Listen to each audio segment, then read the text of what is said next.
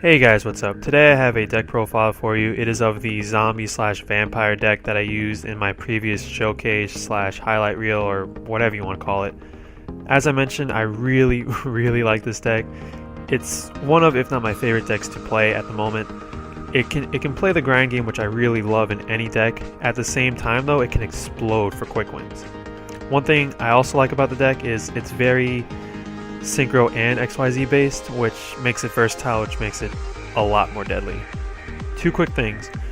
First, this isn't really a side deck. These are just cards that I tried and I didn't really like. They didn't really work with the deck for me. I know that some things in there are good for zombie players, good for vampires, but for whatever reason I just didn't like them in the deck. Maybe I didn't draw into them as when I should have. Maybe I found a card that did their job better, or whatever the case is. They aren't in the deck because I don't like the way they play. Just because it doesn't work for me doesn't mean it won't work for you. Also, if you guys could tell me what you think about the format of the video, I'm trying something a little new. I haven't really seen it done before. So if you guys could tell me what you think about the format of this video, that would be great. Anyway, let's get into the deck.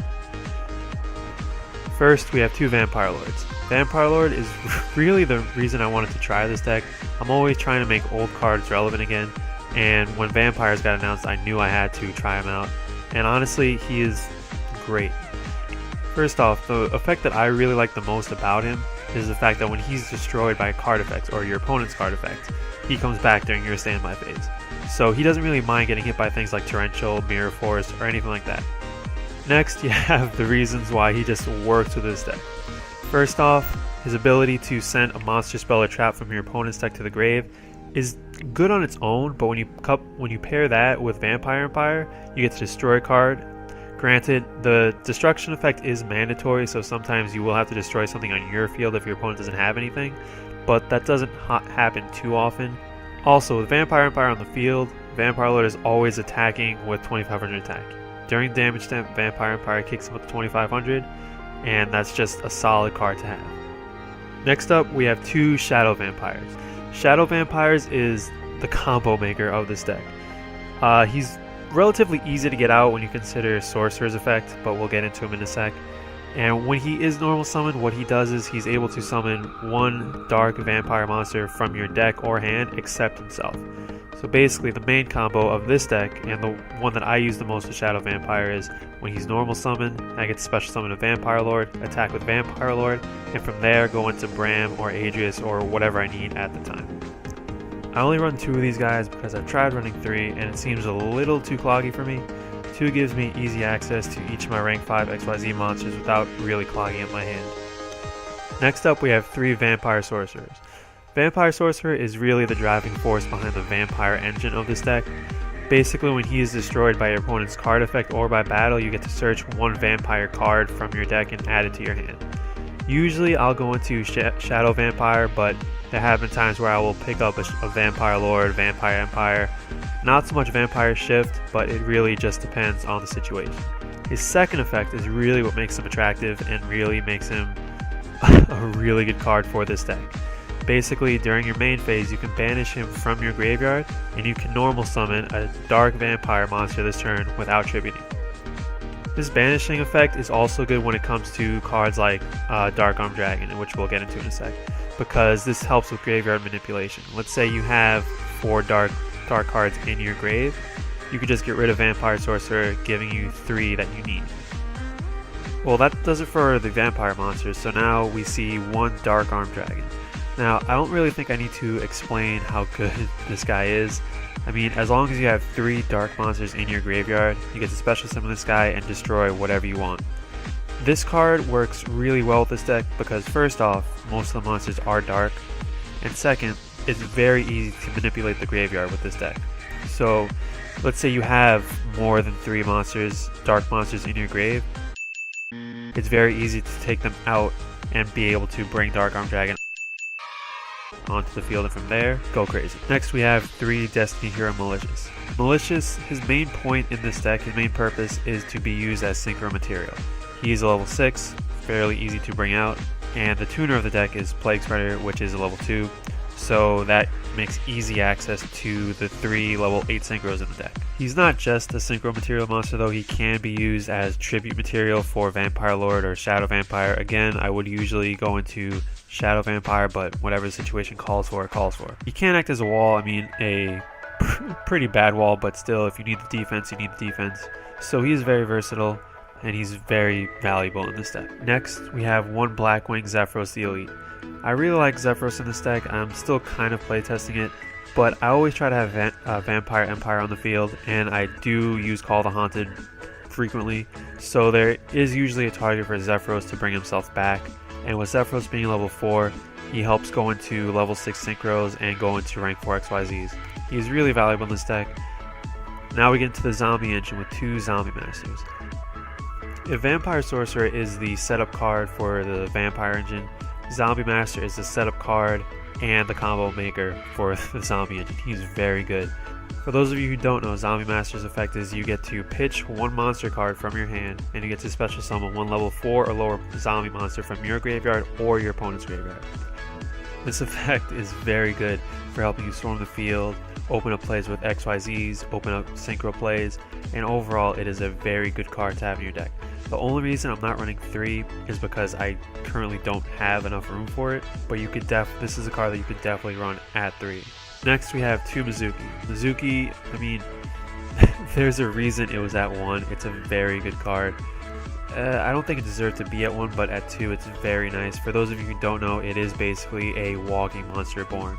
While this card is in your graveyard, just need to banish it to special summon a zombie monster from your graveyard. Next we have 2 Pyramid Turtle.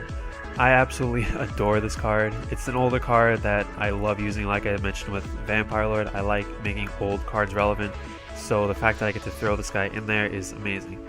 Not only does he have a special place in my heart because he's an older card, he is an amazing floater for this deck. I mean, when he is destroyed by battle, you get to special summon a zombie monster from your deck with 2000 or less defense, which basically means you get any zombie monster from the deck on your field. So whatever you need at that time, just bring it onto the field and set up your plays for next turn. Next, 2 Goblin Zombies. Goblin Zombie was a card I never really paid any attention to. I always just used it because everyone who played Zombies was like, oh yeah, it's a good card, but I never really saw it. But after testing it out, I really appreciate this card. It's a fantastic searcher. Once it's destroyed, you get to search out one zombie card with 1200 less defense. So my main target is Zombie Master. There are some times where I'll go into Shadow Vampire if I need it, but just being able to search whatever you want whenever it's sent from the field to the graveyard. So if you Torrential, which I've done before to get its effect, if your opponent Torrentials, if your opponent Dark Holes to clean the field, you still get your search off, which is just great. Finally, to wrap up the monsters, we have 2 Plague Spreader Zombies. Plague Spreader Zombie is the tuner of the deck. He can revive himself from the grave. I mean, sure, he is a -1 when you use his effect, but it's almost always worth it. Being able to go into your synchros become a lot easier with this ability. And like I mentioned earlier, the fact that this deck can run synchros and XYZs together efficiently is a big drawing point for me. And the fact that Plague Spider makes it so easy to go into those synchros is just huge. Now, moving on to the spells of the deck, we have 3 Vampire Empires. Vampire Empire is a very good card. Like I said, I try to have it out as often as I can. While Vampire Empire is on the field, zombie type monsters get a 500 attack boost during damage calculation. This part of the effect is very under the radar. I guess a lot of people seem to forget it. Going back to the showcase of this deck, and you know, there's my shameless self-plug for the video. There is a Evil Swarm player who attacks into Vampire Bram while I have Vampire Empire on the field. Without Vampire Empire, yes, his Ophion would have killed my Bram, but he completely forgets about the 500 boost, which in the end allows me to go for game. The next effect of Vampire Empire is that whenever a card is sent from my opponent's deck to the graveyard, I get to destroy one card on the field. This works great with things like Vampire Lord and Iron Chain Dragon. The destruction effect is mandatory, but usually it's not too much of a hindrance. I mean, if you have to destroy something, just destroy Vampire Empire. That's usually the better option. That's usually your best option at that point if you need to destroy something on your side of the field. Also, to get the destruction effect, you do need to send one Dark Vampire from your hand or deck to the graveyard. But in this deck, we do run 7 Dark Vampires, so you usually have targets to activate the destruction effect. Next, we have 1 Allure of Darkness. I don't really think I need to explain this. I mean, draw power is always good, and most of the monsters in this deck are dark, so having this in your hand is almost always a +2. Next, we have 2 Book of Life. Book of Life is basically the monster reborn of this deck, and you also have the extra effect of banishing a monster from your opponent's graveyard. This is really good against things like Dragoonides, Insectors, Dark Worlds, and it wins games at time. I only run 2 of this card as opposed to 3 because I do run Call the Haunted, and I kind of prefer Call the Haunted because I do run things like Zephyros and Beast God Vulcan, or I guess his new name is Vulcan the Divine. And what those cards will allow me to do is to get multiple uses out of Call the Haunted, which is something you cannot do with Book of Life. Next, 1 Foolish Burial. Foolish Burial is just an amazing card for this deck because, as mentioned, the graveyard manipulation ability of this deck is amazing. So if you need to dump a Mizuki to reborn one of your monsters, you can do that. If you need to dump a Sorcerer to get an out and easy Vampire, you can do that. If you need to dump a Malicious to go into a Synchro play, you can do that, and the possibilities just go on and on. Next, we have 2 Mystical Space Typhoons. I don't really need to explain this card either. Just destroying your opponent's spell and traps is always a good thing. Finally, to round up the spells of the deck, we have 1 Book of Moon. Book of Moon, again, it's a great card to have. It's very solid. It's maybe is considered a staple in this format. I'm not too sure, but I try to get in any deck I can, and it's a really solid card. Now, moving on to the traps, we start off with 1 Vampire Shift. I recently heard this card described as a terraforming on steroids, and that's kind of true. To use this card, you need to have only face-up zombie monsters on your field, and your field spell zone cannot be used. If those 2 conditions are met, you can activate this card, and what it does is it'll activate a Vampire Empire straight from your deck, and then you get to special summon 1 Dark Vampire monster from your graveyard. This card is really good to help maintain field presence. If you activate it during the end phase, you can bring back a last second Vampire Lord or Shadow Vampire to set up your plays for next turn, or it's really good at helping gain that last minute 500 because, again, Vampire Empire, once it hits the field, any zombie monster that battles will gain 500 attack points during damage calculation. Next, we have 3 Call the Haunted. Call the Haunted is a good card. It allows you to bring back a monster from your graveyard, and one thing that I really like with it in this deck is that it gives Blackwing Zephyros and Vulcan the Divine a target. When these 2 cards use their effect to bounce Call the Haunted back to my hand, I get to use it again, which is always a good thing. On top of that, if it's ever face down and gets targeted by MST or something, I can bring back a Goblin Zombie, assuming I have one in grave, obviously. And then when Goblin Zombie gets sent to the grave, I get its effect off. So overall, I really do enjoy having this card in my deck. Finally, to round out the main deck, we have 1 Solemn Warning, 1 Bottomless Trap Hole, 1 Trench Tribute, and 1 Compulse. These are all solid cards, and the only reason I'm running one of each is because, well, they're at 1. Okay, so getting into the extra deck, I'm running a little short on time, so I'm going to try and make this quick. We have 1 Crimson Blader. Crimson Blader is huge in this format and really in Yu-Gi-Oh! In general because special summoning is huge. As soon as Crimson Blader destroys a monster by battle and sends it to the graveyard, your opponent is locked out of special summoning any monsters that are level 5 or higher next turn. Next, we have 1 Scrap Dragon. What Scrap Dragon does is you choose 1 card on your field, 1 card on your opponent's side of the field, you destroy both, and with cards like Stardust Spark Dragon or whatever his name is now, you basically get free destruction, and with cards like Goblin Zombie running around, you basically get to destroy one of your cards, i.e. Goblin Zombie, one of your opponent's cards, and then you get a search off of Goblin Zombie. Next, we have 1 Stardust Spark Dragon, Jewel Flare Dragon Stardust, whatever his name is. I really like him. I kind of prefer him to Stardust Dragon just because, well, this guy can survive a battle, which is really big for me. It's personal preference, I guess. So again, it's personal preference as to whether you want to run one of these guys over the Stardust Dragon or Stardust Dragon over this guy. Next, we have 1 Black Rose Dragon. Black Rose Dragon is really just here to help get rid of my opponent's field if he has a field that I just can't get over or one I just really don't want to deal with. And he's fairly easy to get out considering that Vampire Lord is a level 5, Shadow Vampire is a level 5, and the tuner of the deck, Plague Spreader, is a level 2. Next up, we have 1 Ancient Fairy Dragon. I feel like if you're running a deck that revolves around a field spell card or relies somewhat on a field spell card, this should be in your extra deck. It's always nice to destroy your opponent's field spell, like let's say Necro Valley or Dragon's Ravine. You get to destroy that, you gain 1,000 life, and you get to add your field spell card from your deck to the hand, and that's always a good thing. Next we have one Iron Chain Dragon. Iron Chain Dragon is really only here because of Vampire Empire.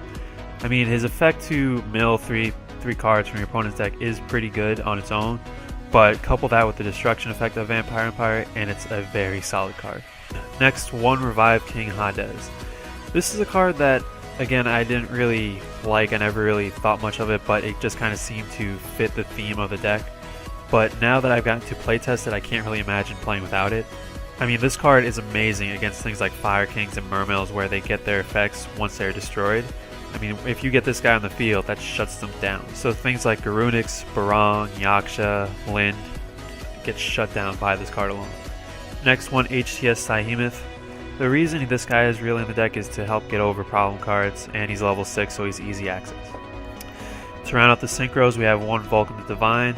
Again, I really like this card because he's able to bounce back one of your cards and one of your opponent's face-up cards, and there have been times where this will allow me to go for game. Now to start off with the XYZ monsters, we have one Adrius. Adrius is one of my two rank 5 XYZ monsters that is easily accessible by the Shadow Vampire / Vampire Lord combo. He's really here just to help get over problematic cards, and I mean 2600 isn't a bad attack stat either. Next we have one Vampire Bram. Bram is the man. He is the other XYZ monster accessible with the Shadow Vampire combo. His ability to steal an opponent's monster from their graveyard is absolutely amazing. It's really game changing. I'll usually use this effect to steal my opponent's strongest monster in the graveyard, but if there's ever an opportunity to steal a tuner or to steal a monster that can help me go into an XYZ or synchro play, you better believe I'm going to do it. Also, his ability to revive himself after being destroyed is always nice. It gives you some sort of wall every single turn, and it also gives you tribute material for another vampire. Next we have one Utopia. Utopia I've always viewed as kind of a generic filler card. Like if you had space in your extra deck, you just throw in Utopia. But in this deck he really shines because he does help with the whole Crimson Blader issue. This deck doesn't revolve around synchros per se, but it is beneficial to get your synchro monsters out in the field. And obviously if you have a Crimson Blader running around on your opponent's side of the field, it will hinder that. Utopia will allow you to not let anything get destroyed by the Crimson Blader, which is always a very nice thing. Next we have Cowboy. He's really here just to burn and steal games away at the last second. His attack position effect is also nice, but it doesn't really see much play in this deck. Next, one Diamond Direwolf. Again, he's just a card that helps get over problematic cards, and if I do have the starter Spark Dragon or whatever his name is, it's basically free destruction for me, which is always a nice thing. Finally, we have one Lavolvo Chain. Lavolvo Chain is really a great card. It allows me to dump one material to, well, basically dump another card or place a card that I need on top of my deck. It's really good at setting up plays, and it's a big reason I just go off on some games, and it's really huge for this deck. Hey guys, so that's it for the deck profile. Hopefully you enjoyed. I don't really have time to go into the side deck, so please forgive me for that. If you have any questions about the cards, I'll be more than happy to respond and answer any questions you have about why I don't like the cards, why I don't run them, or whatever. Anyway, so that's it for now. I will talk to you guys later. Later, guys.